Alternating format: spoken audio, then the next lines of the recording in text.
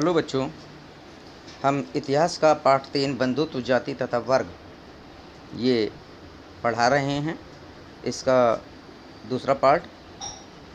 इससे पहले हम बता चुके हैं महाभारत का समालोचनात्मक संस्करण। यहाँ पर 1919 में संस्कृत विद्वान BS सुक्तांकर के द्वारा महाभारत का पुनः संकलन किया गया था और उन्हें ग्रंथों में लिखा गया था। उन पांडुलिपि को इकट्ठा करने के बाद में बंधुत्व और विवाह बतलाया गया था और पितृसत्तात्मक परिवार होते थे, इसके विषय में बताया गया। और लास्ट में बताया गया था विवाह के नियम।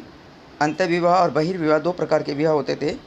गोत्र के अंतर्गत जो विवाह होते हैं वो अंतर्विवाह होते हैं और जो बहिर्गत विवाह होते हैं वो गोत्र के बाहर विवाह होते हैं, उन्हें बहिर्गत विवाह कहते हैं।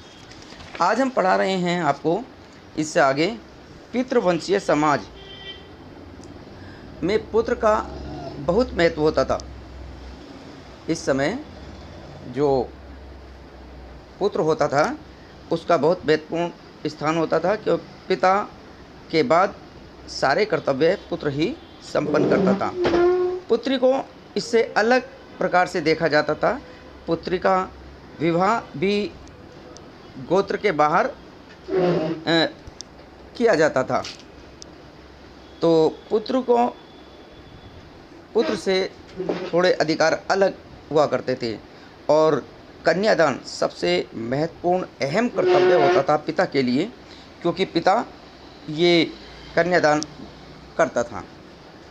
नए नगरों का उद्भव हुआ। इस समय सामाजिक नियम भी बदलने लगे, क्योंकि नए नए नगर हुए, लोगों का आना जाना एक दूसरे के नगरों में हुआ और सामाजिक नियम भी बदलने लगे और इस प्रकार आपस में बातचीत होने लगी।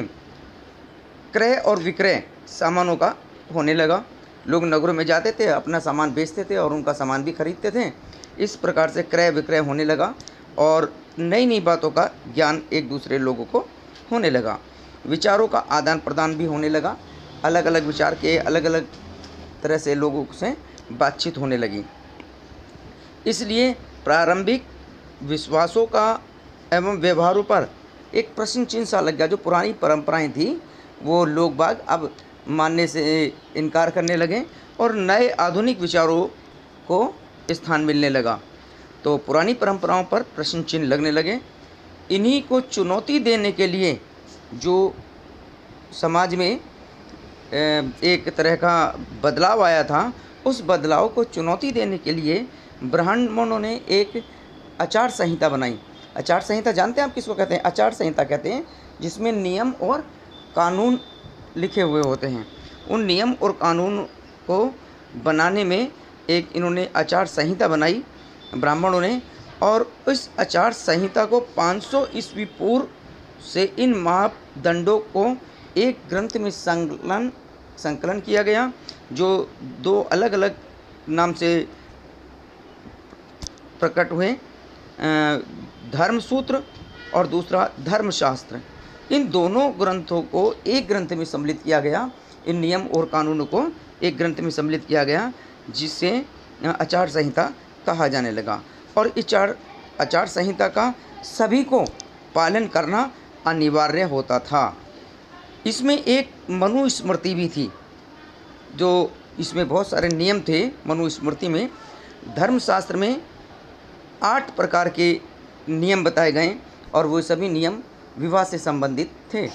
विवाह से संबंधित यानी कि 8 प्रकार के विवाह इसमें बतलाए गए हैं, जिसमें से पहले 4 विवाह जो होते थे वो उत्तम माने जाते थे, श्रेष्ठ माने जाते थे, और बाद के 4 जो विवाह हुआ करते थे वो निंदनीय माने जाते थे, उनकी निंदा की जाती थी, और चारों विवाह वे बुरे माने जाते थे।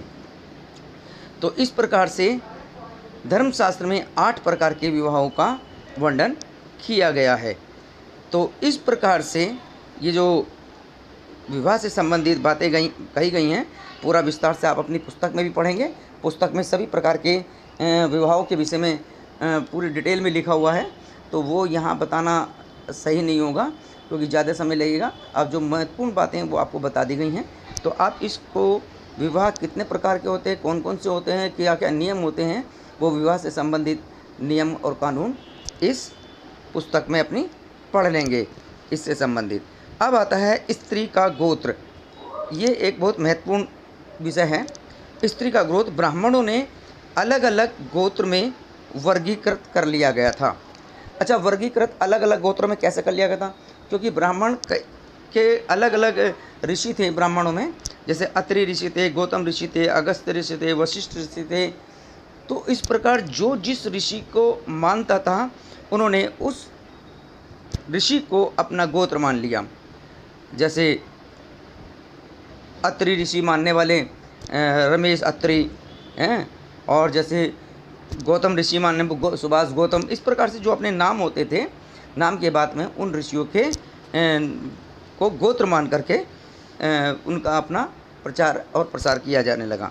ब्राह्मणों ने अलग अलग गोत्रों को अलग अलग ऋषियों के आधार पर इनका वर्गीकरण कर लिया था। गोत्र पद्धति लगभग 1000 ईस्वी पूर्व ये पद्धति प्रचलन में आई। इसका मुख्य उद्देश्य था कि गोत्र के आधार पर ब्राह्मणों का वर्गीकृत करना। ये ब्राह्मण अलग अलग, कोई तिवारी हो जाते थे, कोई चतुर्वेदी हो जाते थे, कोई मिश्रा हो जाते थे। इस प्रकार से सब अलग अलग गोत्र भी बनने लगे थे। प्रत्येक गोत्र एक वैदिक ऋषि के नाम पर होता था। ये अभी हमने बताए हैं, जैसे अत्रि ऋषि, गौतम ऋषि, अगस्त ऋषि, वशिष्ठ ऋषि और बहुत सारे ऋषि हैं। सभी के नाम पर अपने अपने गोत्र बनाते थे। उस गोत्र के सदस्य को ऋषि का वंशज माना जाता था।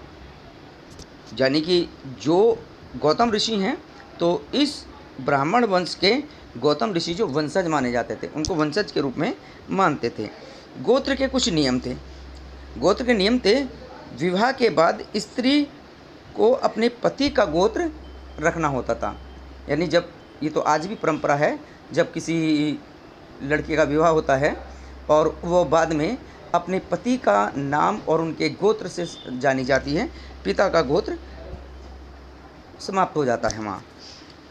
तो ये नियम थे और एक गोत्र में विवाह नहीं होता था। मान लीजिए एक गोत्र है, कोई वशिष्ठ गोत्र है किसी का, तो वो वशिष्ठ लड़का पक्ष और लड़की पक्ष दोनों का एक साथ विवाह नहीं होता था, वो भाई बहन माने जाते थे। इस प्रकार एक गोत्र में विवाह संपन्न नहीं होता था। इसके बाद आता है सातवाहन वंश। इसमें कुछ विवाद था सातवाहन वंश में। सातवाहन वंश राजाओं में ये प्रथा विपरीत थी। स्त्री विवाह कर लेने के बाद अपने पति का गोत्र नहीं मानती थी, अपने पिता का गोत्र ही मानती थी। विवाह के बाद भी अपने पिता का गोत्र रखना उसके लिए अनिवार्य था। सातवाहन वंश में दूसरी बात थी कि ये बहुपत्नी प्रथा थी। इस समय एक राजा के कई सारी पत्नियां होती थी और पत्नियों के जो पत्नियां होती, कभी कभी तो ऐसा भी होता था एक ही गोत्र की पत्नियां होती थी, कई सारी पत्नियां होती थी, तो वो सब लगभग एक ही गोत्र की पत्नियां होती थी। वैसे अलग भी हो सकती थी, लेकिन एक ही गोत्र की पत्नियां होती थी। तो इस प्रकार से ये पाठ यहाँ समाप्त होता है। इसके प्रश्न की PDF बना करके हम नेक्स्ट टाइम जो है उसमें देंगे। फ़िलहाल ये जो कल और आज दोनों दिन हमने जो पढ़ाया है, इसके आप कोशिश कीजिए कुछ शॉर्ट क्वेश्चन बनाने की। अपने आप शॉर्ट क्वेश्चन बनाइएगा कि जैसे ब्राह्मणों के ने कौन सा नया ग्रंथ लिखा, और विवाह के कितने प्रकार होते थे, कौन से प्राथमिक विवाह उचित माने जाते थे, कौन सी विवाह अनुचित माने जाते थे। महाभारत को संकलन करने वाले दूसरे जो वक्ता थे, विद्वान थे, उनका क्या नाम था, उनकी टीम में और कौन कौन से विद्वान थे। तो इस प्रकार से शॉर्ट क्वेश्चन आप अपने आप बनाने की कोशिश कीजिए। बाद में इसके एक प्रश्नों की PDF बना करके आपको दी जाएगी, वो नेक्स्ट वेला पर आपको बताया जाएगा। आज बस इतना ही। धन्यवाद।